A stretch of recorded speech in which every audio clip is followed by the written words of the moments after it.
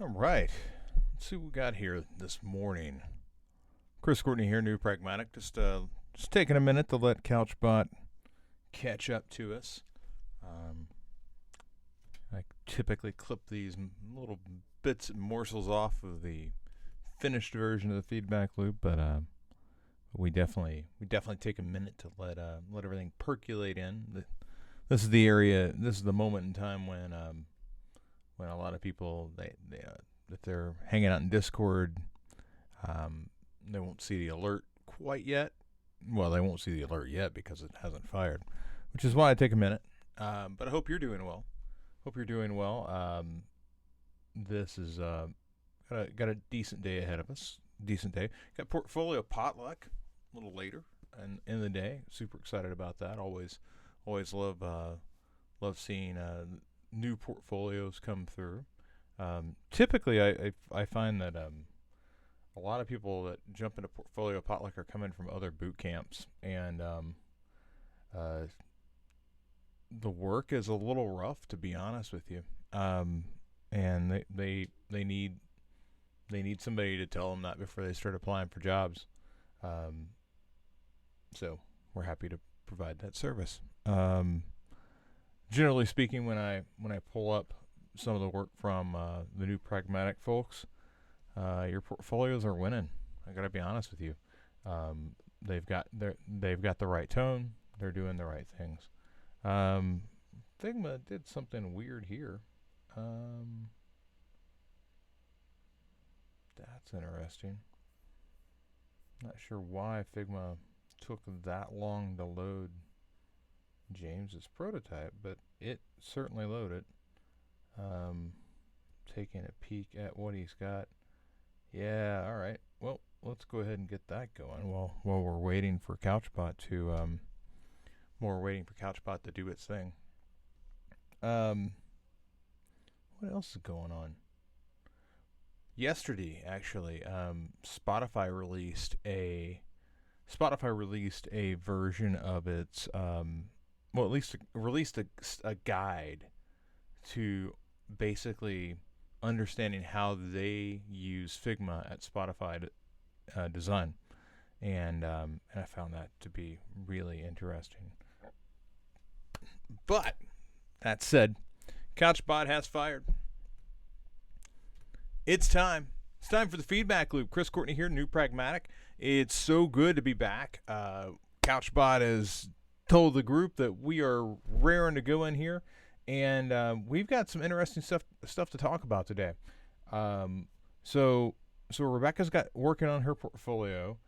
James has a prototype of his Squawk podcast application, and what else do we have? Well, I was going to mention, and this is something that I threw into the channel yesterday, but Spotify now has a basically they released this doc, and I'm going to actually pull that up from Discord. If you're watching this and you're not a member of the New Pragmatic Discord channel, change that. Go right to the New Pragmatic homepage, click click community access, and let's get you into the Discord community, because we talk about all sorts of stuff in there. Additionally, and this is something that I wanted to also make sure to mention, is congrats to Tejal and the Get Tested COVID team. Got some media love yesterday, which was super cool to see.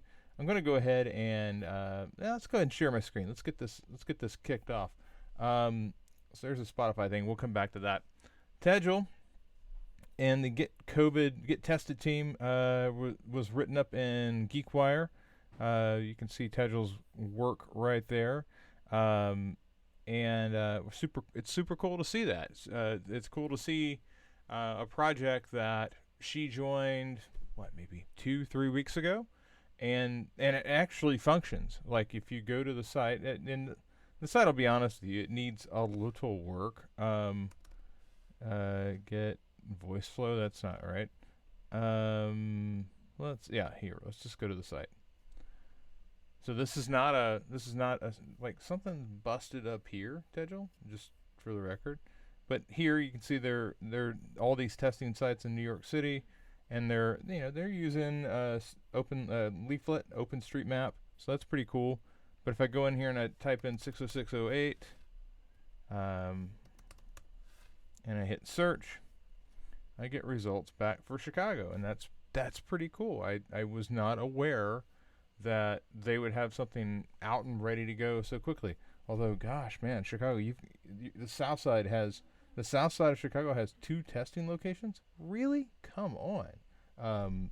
Like 8 to the north side, 2 to the south side, and they're both, honestly, let's be honest, only one of those is in a real in an what I would consider to be a area of need. The other one's over here in not Burbank, but Beverly. Beverly is like an affluent South Side neighborhood. Like only one of these is in a neighborhood where COVID's probably hidden. So bad work there, Chicago. Let's check out the old stomping grounds of 09erville down in Little Rock, and wow, lots of testing down in Little Rock by comparison. Like per capita, the number of testing sites available here is pretty freaking high. So that's cool to see. Let's go ahead and close out of that though. The other thing I was wanting to take a peek at with you was this Spotify ways for working in Figma. And this is a 35 slide thing, so I'm not going to click through all of these, but it gives you an opportunity to take a peek into how a company like Spotify, which everybody knows Spotify, how does a relatively large entity utilize Figma? And a few things that are particularly important that I think you should take a look at is tools and plugins. So you get an idea of, okay, so what are the things that Spotify uses in addition to Figma or uses with Figma. I think that's always interesting to take a peek, because there's like thousands of plugins, and Spotify has taken and highlighted a few of those, and also developer handoff. What did the designers at Spotify do to when they are prepare to hand this work off to their peers? And I'm actually going to fast forward to those parts. Like there's lots of process and this is setting up your account, and that's great, but and this is how teams work and how you create a project and whatever toolkits. So they use Encore, and I'm surprised they didn't link to those. They use Encore. They have a toolkit, and oh yeah, here's the plugin. So they use Stark, which we covered that. They use Colorblind. Use Image Palette. Text counts. That's kind of interesting. I have not seen that. Red lines. Generate red lines from a selection of objects with ease. And semi-player.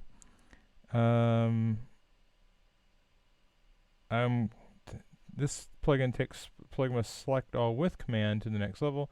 Select similar layers based on a whole range of properties. Well, that's kind of interesting. And then there's a couple of Spotify plugins. And this is interesting because search Spotify content to populate layers with images of artist, album art, playlist, podcast, and podcast episodes.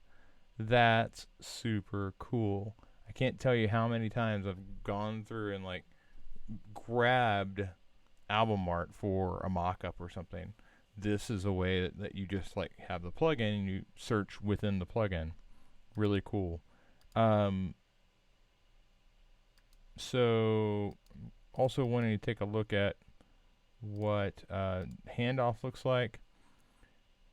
So I'm guessing this is basically how you share, and that's great. What else do they do? Oh Oh, they've got a little video that they included here, which kind of walks you through the developer handoff. Um, oh, well, actually, that's from Figma. So what else? What specifically does the Spotify do? So Figma developer handoff documentation. So they actually have a document, guide to. Oh, that's a Figma blog post. These might actually just be Figma blog post about, yeah. That's not as much as I was hoping for, but I will say this, boy, seeing some of these plugins, that felt cool. So anyway, and Encore is a design system they use, and I would think that they would have included a link to that, but why don't we just do this over here? We'll come back to you in a minute, James.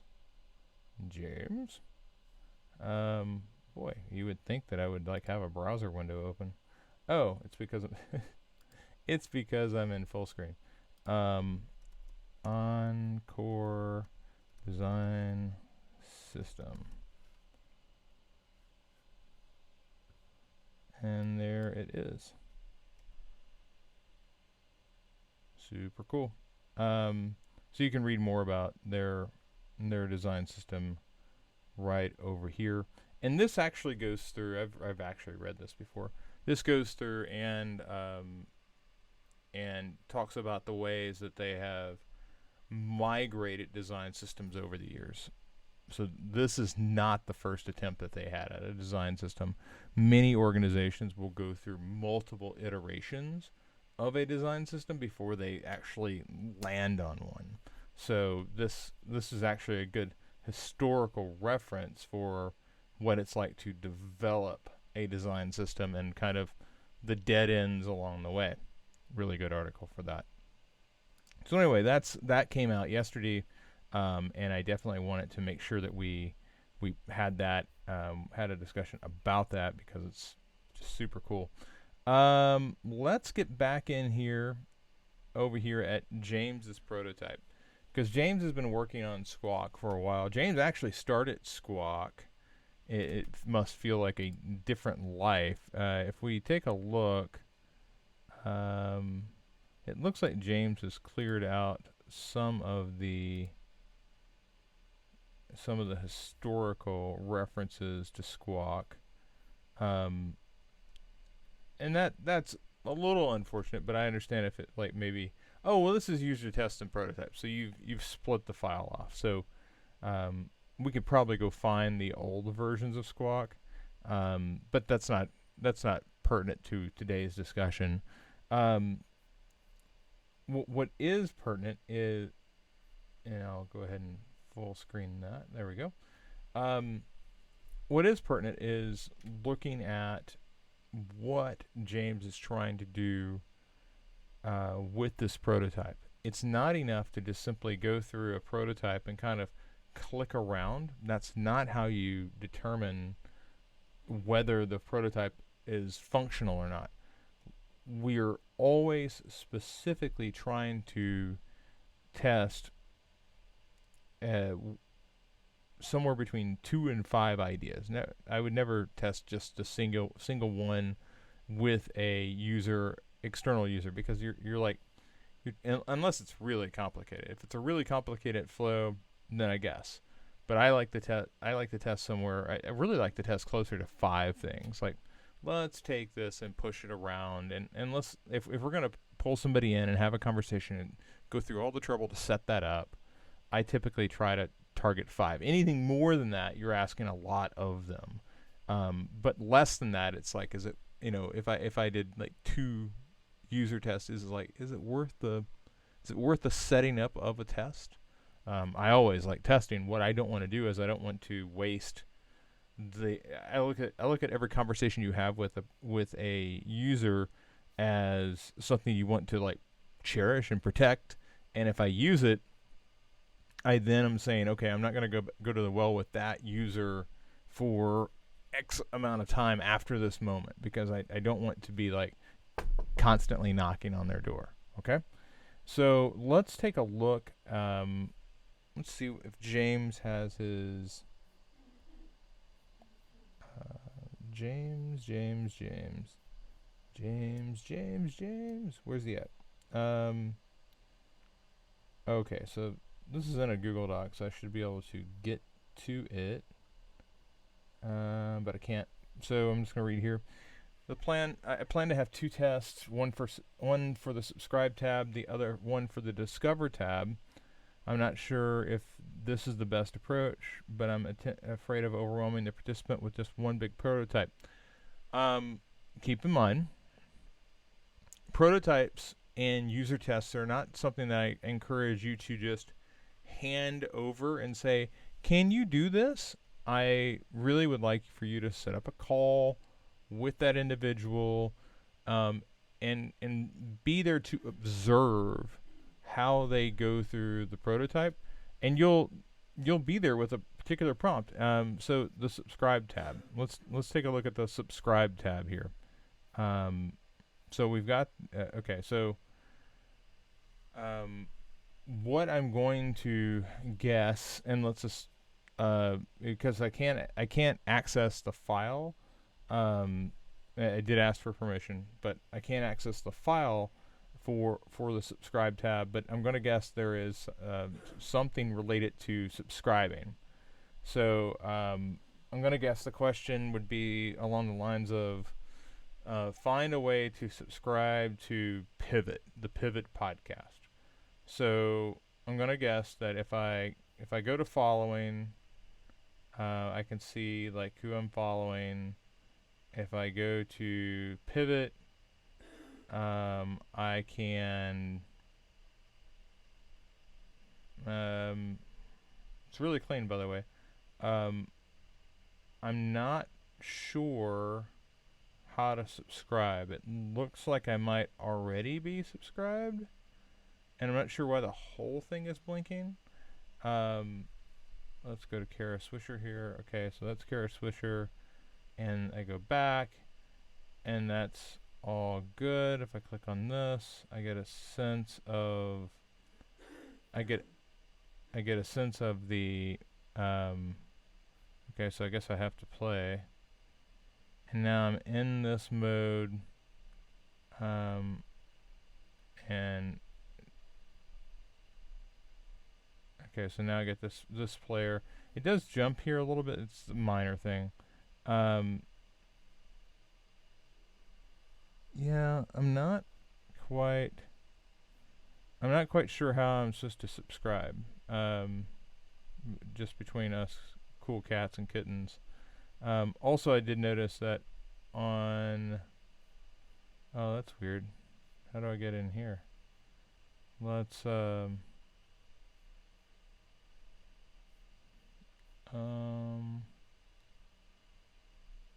I'm not sure why that one bounces, but I did notice like the time and power and all that status bar went away. I should probably use like the proper terminology. Yeah, I feel a little trapped in this right now, and I think part of it is I'm going off your prompt of subscribe, but I'm not seeing the full user test, like what prompts are involved. Just want to go back and check that out again. Nope. And let's refresh this. Nope, I do not. Okay. So let's go to the Discover tab. And let's do this, where I'm going to just hit restart, which is just in any Figma prototype. If you hit R, it'll take you back to the beginning. So I think, okay. So again, which test are we trying to do here? Discover tab. Okay, so there is a Discover tab somewhere, and I could not for the life of you tell you where the Discover tab is. So that's a problem.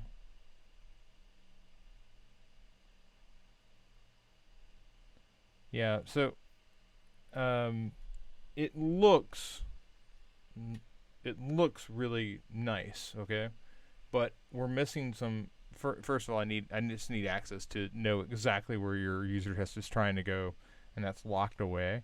One thing I would suggest that you do is in all of these instances, and maybe I can tell where the Discover tab is. So Discover is like turned off. So if I turn this back on, oh, hey, look, it's the Discover tab. So that's Discover and Subscribe.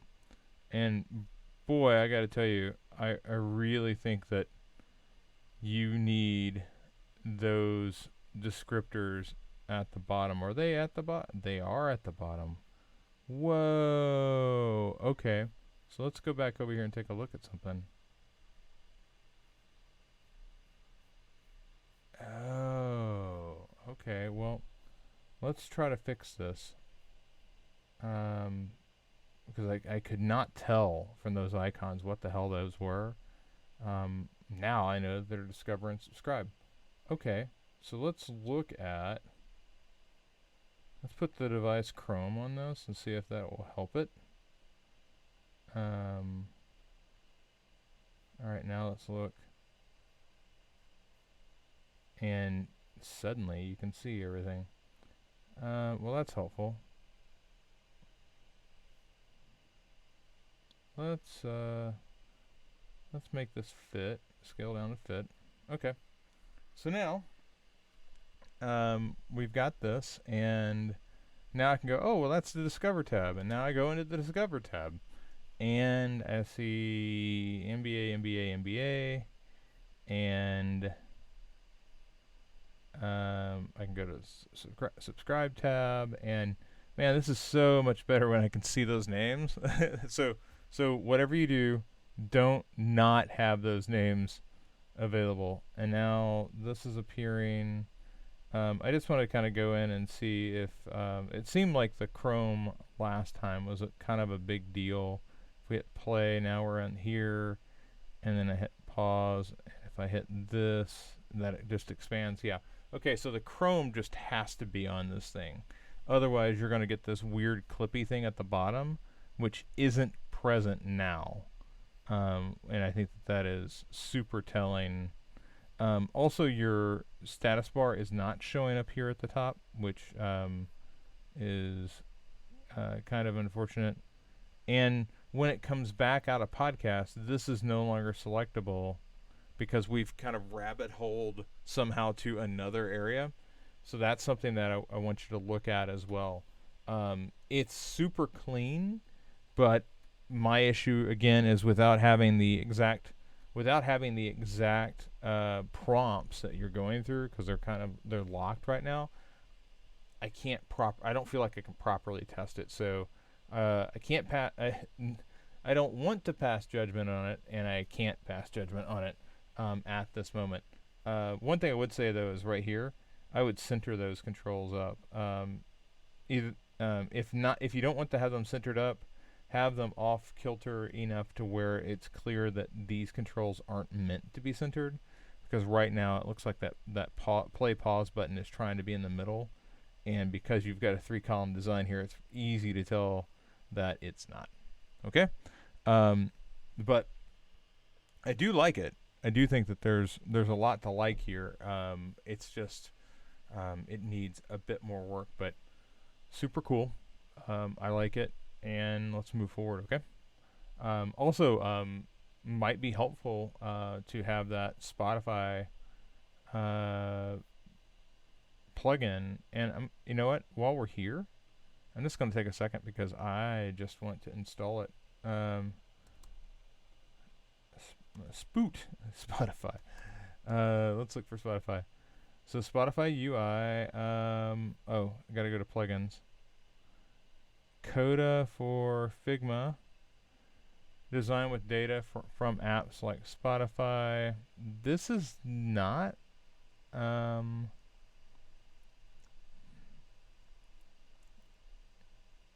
It's interesting, but it's not what I was anticipating that we would find. So I'm going to have to actually go into this Spotify ways of working. I just kind of want to see what that plugin was, because I'm not seeing it. Okay, let's expand this real fast. So Spotify track lister. We also have a few plugins unique to Spotify. You'll find them at the bottom of the plugins list.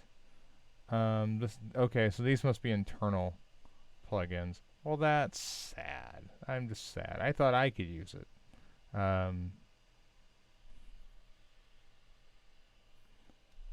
But I can understand why you wouldn't want to do that.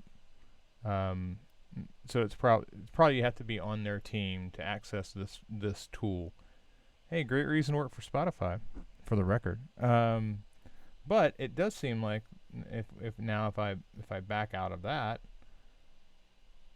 there was the Coda thing. So if we go to plugins, now I'm really interested in this. Design with data from docs and apps, and Spotify is part of that. So maybe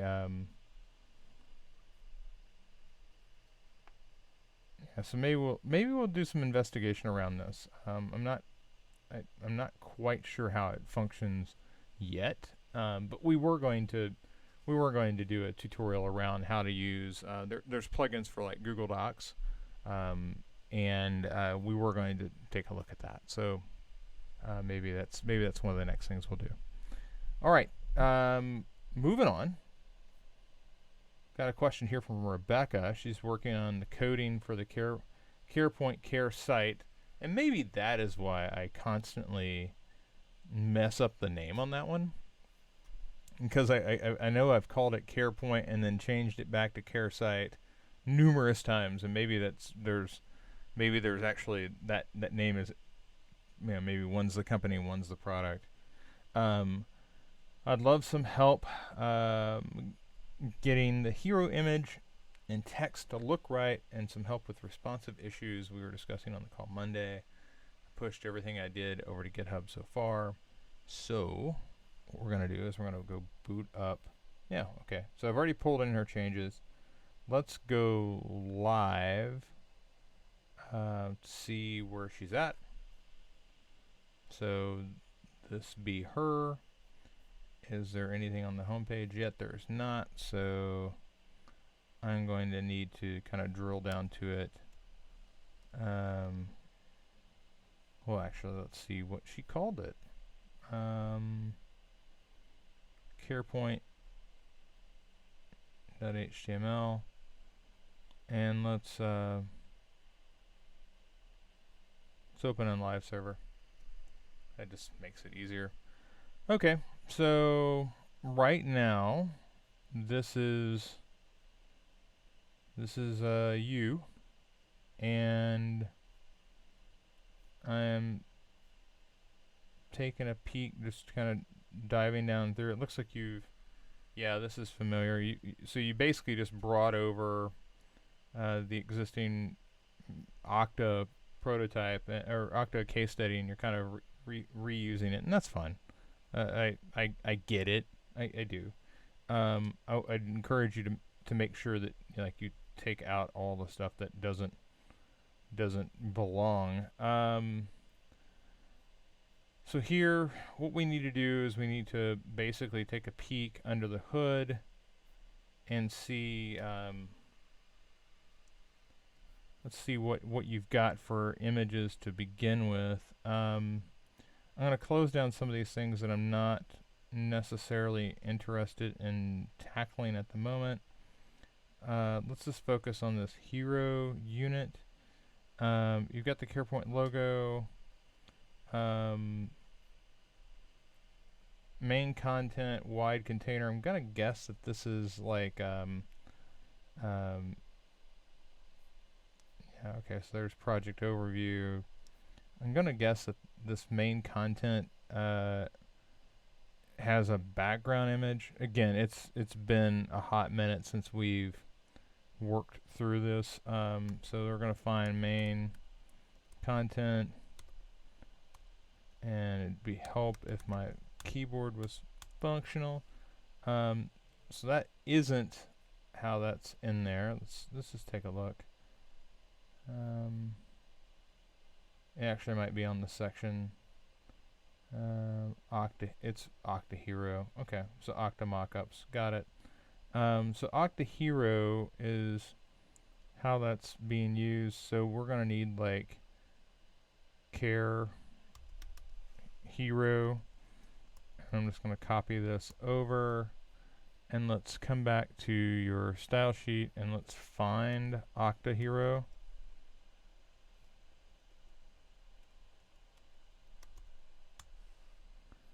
Okay, so there's Octa Hero big link and Octa Hero, and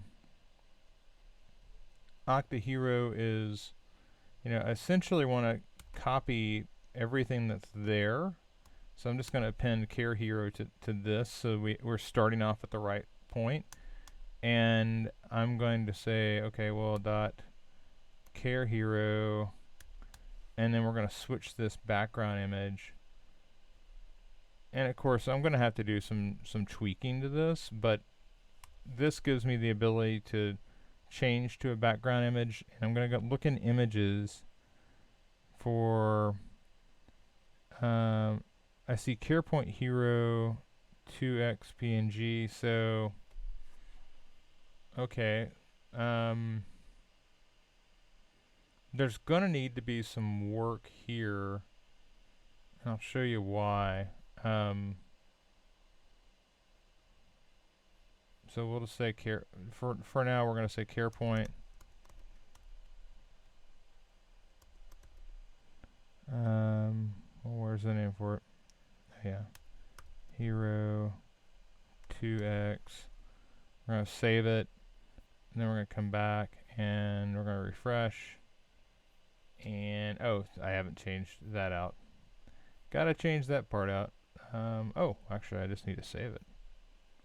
Okay, well, that's interesting. There must be some positioning here that makes it lock in. Obviously, it's scaling big, and that means that we need to come in and do some additional styling with this. So I'm gonna take a stab. I'm just gonna like really quickly try to adjust this. So we'll say background size 40, and of course that makes it significantly smaller. So now we'll say, okay, well, maybe 60 too big, 50 seems to be the sweet spot. There's the sweet spot. Now I'm going to look at the width of this to kind of try to better understand what's going on. Because it's like it's kind of like we're restraining itself within, and the width is 70% here. Not sure why. 100 seems to work better, and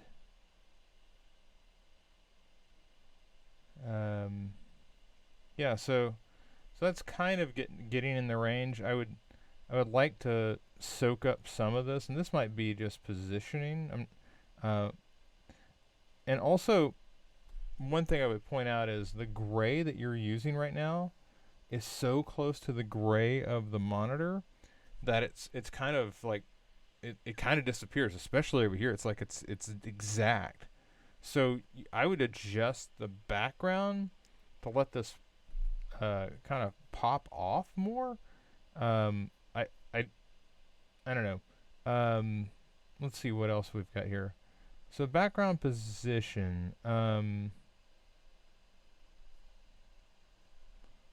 let's adjust this as well. So if we came in here with DA, that gets a little closer. And frankly, if you came in here and just said, I'm going to make this white.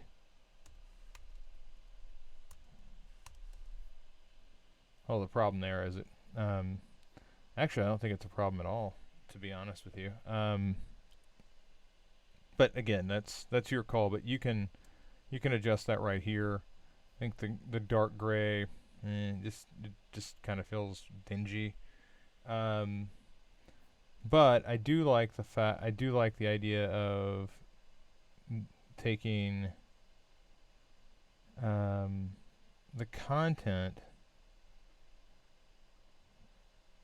Where is the content for this? It's so Care Hero. It's in this main container.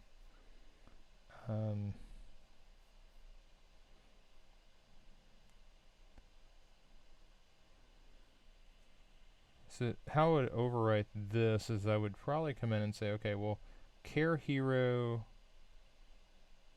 Care Hero, there's not really a div here.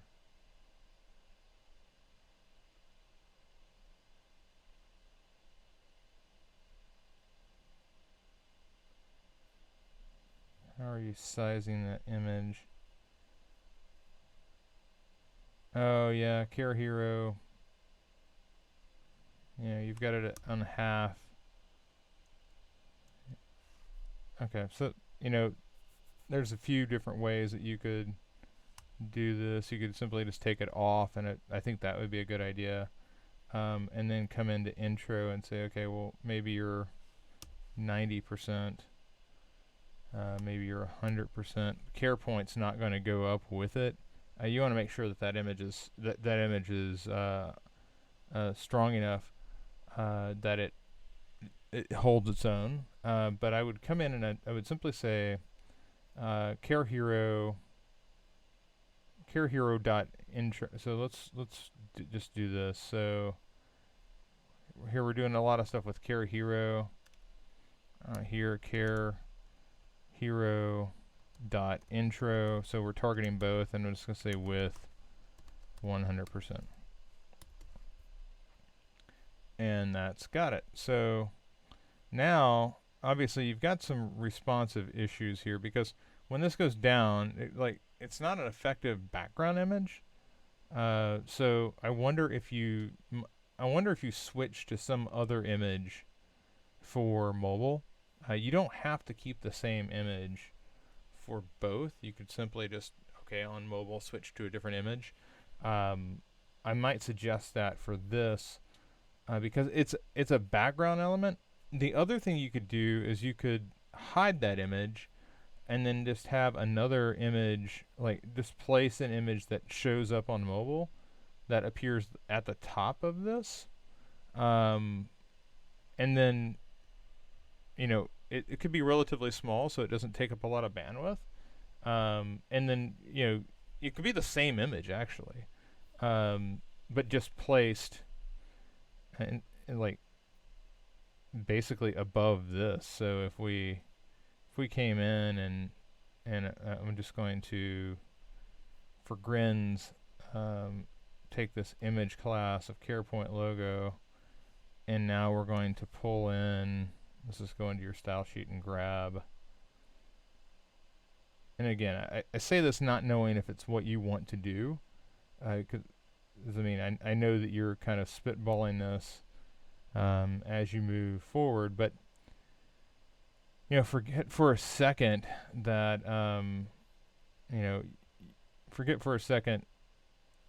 this is kind of holding the same constraints, and it's because it's got the image of class of half on it. Like if you remove that, it's actually, that's definitely going to need some sort of constraint, because you've got, I see that this has a maximum height of 100%. So that's an issue. So maybe we don't do that. Maybe we just leave it like that. You can come in with some other means of measurement. For instance, now that we've got it in there, let's just horse around with this for a second. If I said 80%, Again, this is pressing out, and I think it might be the fact that, yeah, the Care Hero has a vertical it has a vertical height on it. If you were to put like some padding on the top and bottom but none to the sides, you would get something that would be a little more flexible. And then we can come back here to half and say, okay, well, what if you were 100%? And obviously that doesn't work for the CarePoint logo. It's part of it is this background color that's on this thing. It's just not, it's not very conducive to this design. Oh yeah, there's background color EEE, and then there's this other there's lots of background colors here, so you want to clear those out and kind of reboot this, if you will. But that's how I would consider doing this. I would consider taking that CarePoint image out of the background, just placing it on top. Sorry, I just really hate that color in the background. Oh, and I think, well, maybe. Sorry, I'm having a lot of conversations with my own head. There we go. So I would do something like this. That way on mobile, it just kind of flows. I mean, you've got to adjust some spacing up here. But again, being that I'm not sure if this is something that you want to do or not, I'm just kind of spitballing with you. If I close this, and because obviously that you don't want that, and I don't think you want this. I'll leave that in a noted out form just so you can have a peek at it. But here you've got the hero image in there. It's wide. I would bring it over, and part of this is you're going to have to get into the positioning of the background image. So position right, if you said position left, yeah, see, that brings it just all the way over. So maybe the, maybe the key here is, I think we've taken, we've gone through all of that kind of moving around. So we got to look at background positioning. I barely, if ever, remember the proper syntax for this, so I'm just going to look it up. So background position right takes me right to background position CSS tricks. And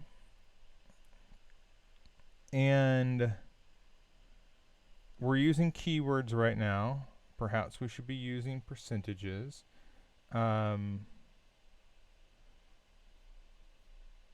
So if we said, top right. Okay, so if I said, 0 and 50%.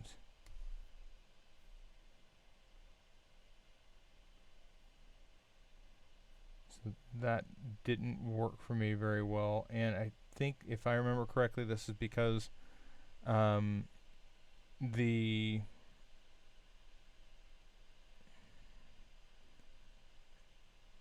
it's reverse the box model, if I recall.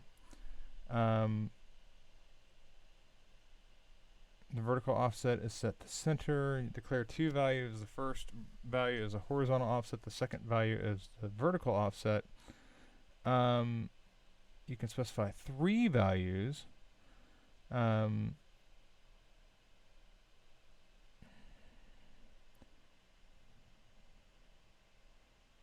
let's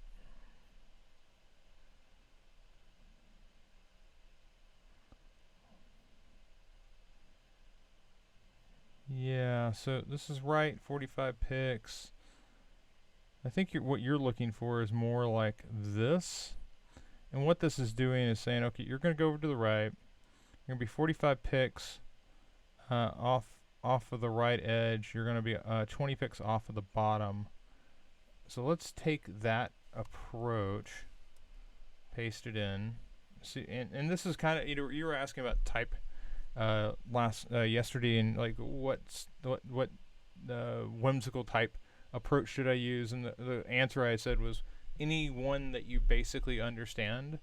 If you're going to do something like this, you want to know what's happening. So let's note that out.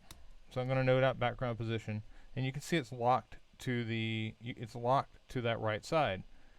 If we bring that back in, and we say, okay, 105, it comes way further off of that right edge.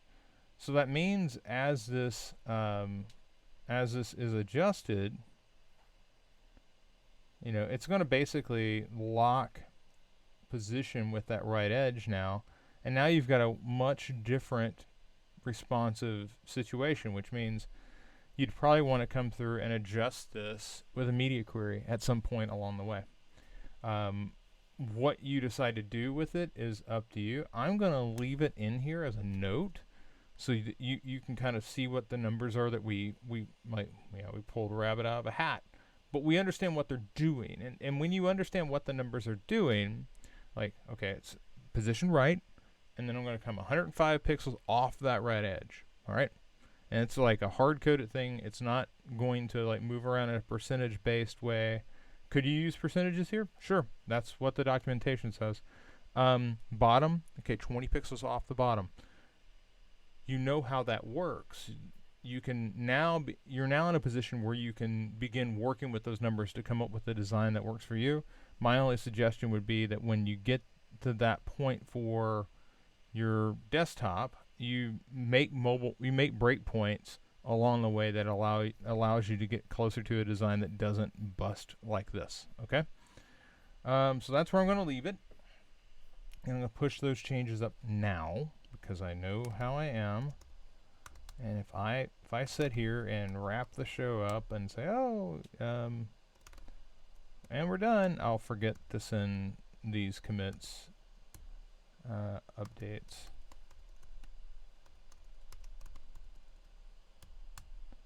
Okay, git push origin master. So now where you go with it, we've kind of shown a couple of options. Where you go with it is obviously up to you. See what you can do, and if you need help, just reach out, obviously. And I'm going to check and make sure that we don't have anything else. Luigi's also in the middle of a COVID-19 project. I see him checking in this morning. Lisa's in the middle of a COVID-19 project. I see her checking in this morning. It's all COVID all the time, and it's so good to see everybody kind of getting in. I look at these things, and there's no reason to stay here on Rebecca's code, so I'm going to shift back over. I personally look at these projects that you're working on, where you're working with outside teams. This is like an internship, okay? And some of the talent that you get to work with. Lisa's working with somebody from Citybase, which is a civic data organization. Well, it used to be from Citybase. Everybody got furloughed, laid off, whatever. Luigi's working with somebody from TikTok, based in China. These projects offer opportunities to collaborate, and you're never quite sure who you're going to get out of the grab bag. Okay. Tejal ended up on a team that probably knows how to work the wires pretty well, and they got attention for a project, and that's great. But each person here, Lisa, Luigi, and Tejal, they all are working on very interesting projects on very interesting teams. So when you get to that point, and COVID's not going anywhere, when you get to the point where you are able to say, okay, I understand the process, I understand what's happening, I think it's time to go jump into one of these volunteer internships. That's going to offer you an opportunity to grow really fast, working with different people, and I think you've got everything that you need to start collaborating with people. There's absolutely no reason to sit on the bench and wait till you're finished with whatever. You can walk and chew gum at the same time. Particularly if like you've been furloughed or whatever and through this economic downturn. And I'm here to help work with you. I'm in the ear of Luigi, Lisa, Tejal, everybody who's on a COVID project. I'm backstopping them when they have questions like, is this going the right way? How should I be positioning this? You know, Tejal's going into a meeting this morning, and my advice to her was make sure your team is focused on delivering for a specific user and not just kind of dreaming what could be possible. Because when we dream what could be possible, we oftentimes lose our damn moorings and we can't tell which way. You know, it's like being out in the ocean and going, hey, you know what? Let's just see which direction the wind blows. And it's like, yeah, but we're trying to get over there, and I have a compass, and I have a compass for a reason. Let's use the damn compass, right? And sometimes the letting the winds blow you where they blow you off course. Okay, so know who your user is. If you haven't dictated, okay, we're building this for X, start there. Start right there. And with that, I'm out. Thanks to James and Rebecca for submitting work this morning. I look forward, and thanks. I answered a lot of questions yesterday for Luigi and for Lisa and for Tejal. So those things aren't necessarily covered in the loop this morning because we've already kind of talked about them. But thanks for everybody. It's been it's been really cool to see so much work popping through the system, and I look forward to doing it all again with you tomorrow. So without further ado, I'm Chris Courtney. This has been the Feedback Loop, and I will see you later. Take care.